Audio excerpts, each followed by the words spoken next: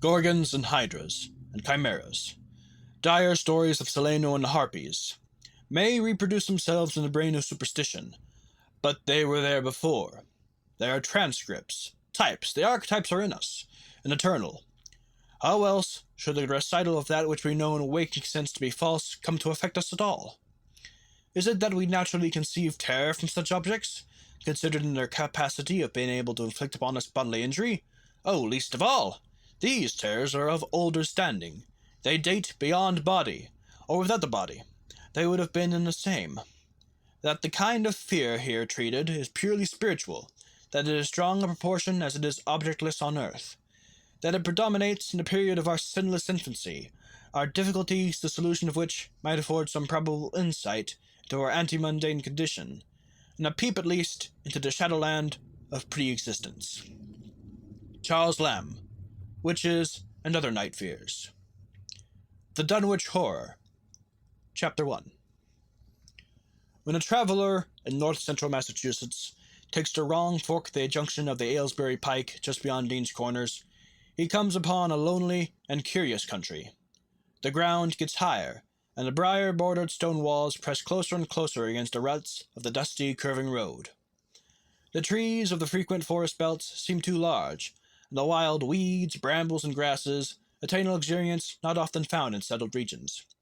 At the same time, the planted fields appear singularly few and barren, while the sparsely scattered houses wear a surprisingly uniform aspect of age, squalor, and dilapidation.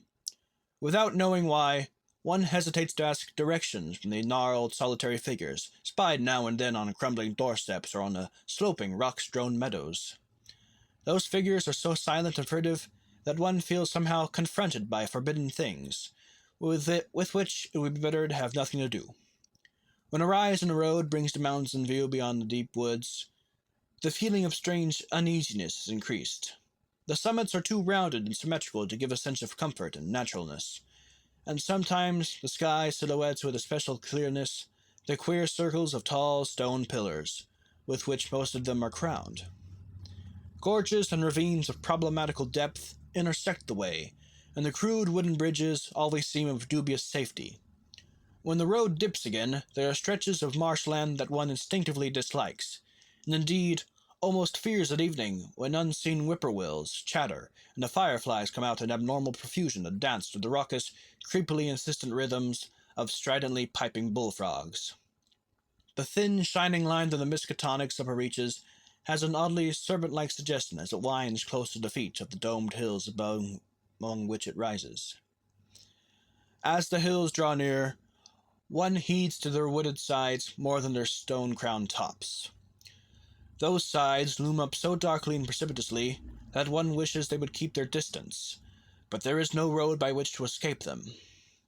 Across a covered bridge, one sees a small village huddled between the stream and the vertical slope of Round Mountain, and wonders at the cluster of rotting gambrel roofs, bespeaking an earlier architectural period than that of the neighboring region.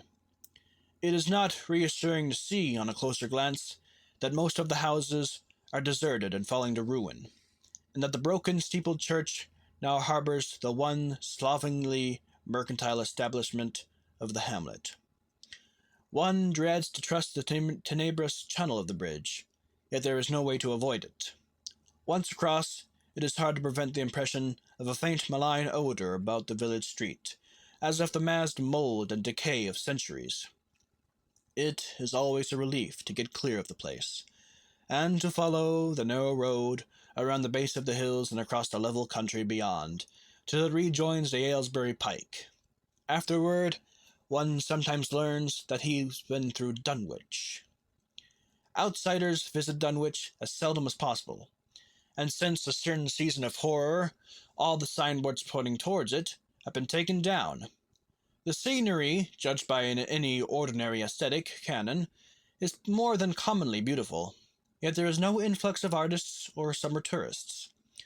2 centuries ago, when talk of witch blood, Satan worship, and strange forest presences was not laughed at, it was the custom to give reasons for avoiding the locality.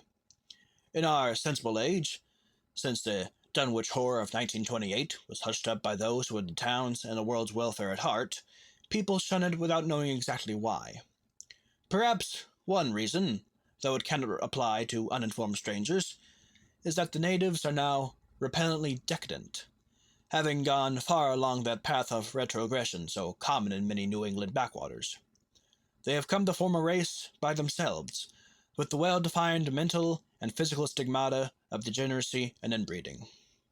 The average of their intelligence is woefully low, while their annals reek of overt viciousness and of half-hidden murders, incests, and deeds of almost unnameable violence and perversity. The old gentry, representing the 2 or 3 Armigerous families which came from Salem in 1692, have kept somewhat above the general level of decay, though many branches are sunk to the sordid populace so deeply that only their names remain as a key to the origin they disgrace. Some of the Whateleys and bishops still send their eldest sons to Harvard and Miskatonic, though those sons seldom return to the moldering gambrel roofs under which they and their ancestors were born. No one, even those who have the facts concerning the recent horror, can say just what it is this matter of Dunwich, though old legends speak of unhallowed rites and conclaves of the Indians, amidst which they called forbidden shapes of shadow out of the great rounded hills, and made wild, orgiastic prayers that were answered by loud crackings and rumblings from the ground below.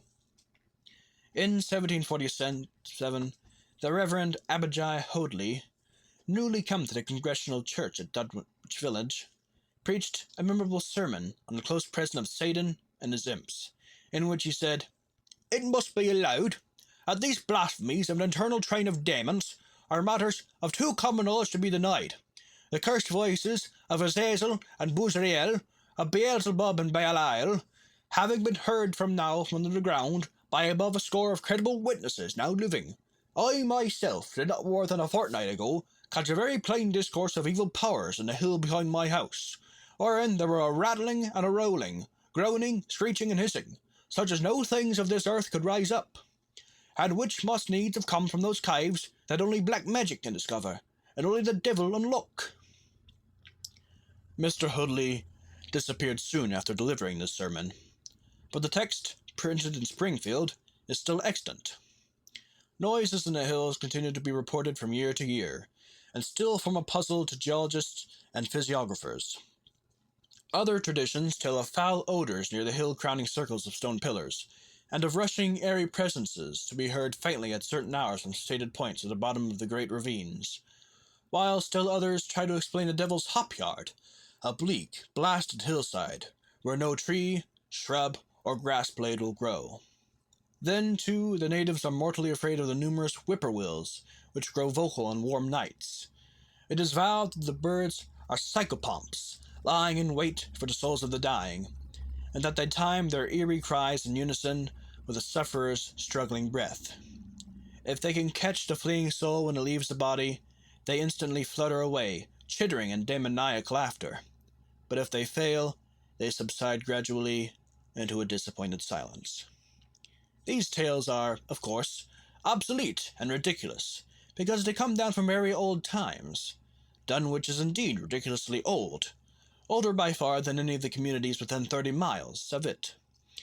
South of the village, one may still spy the cellar walls and chimney of the ancient bishop house, which was built before 1700, whilst the ruins of the Mill of the Falls, built in 1806, form the most modern piece of architecture to be seen. Industry did not flourish here, and the 19th century factory movement proved short-lived. Oldest of all are the great rings of rough-hewn stone columns on the hilltops, but these are more generally attributed to the Indians than to the settlers. Deposits of skulls and bones found within these circles and around the sizable table-like rock on Sentinel Hill sustain the popular belief that such spots were once the burial places of the Pocumtucks, even though many ethnologists, disregarding the absurd improbability of such a theory, persist in believing the remains Caucasian. And that was part 1 of the Dunwich Horror. This is One Take Lovecraft. We roll the FLUBS, and there's certainly a lot of those per episode. Goodbye.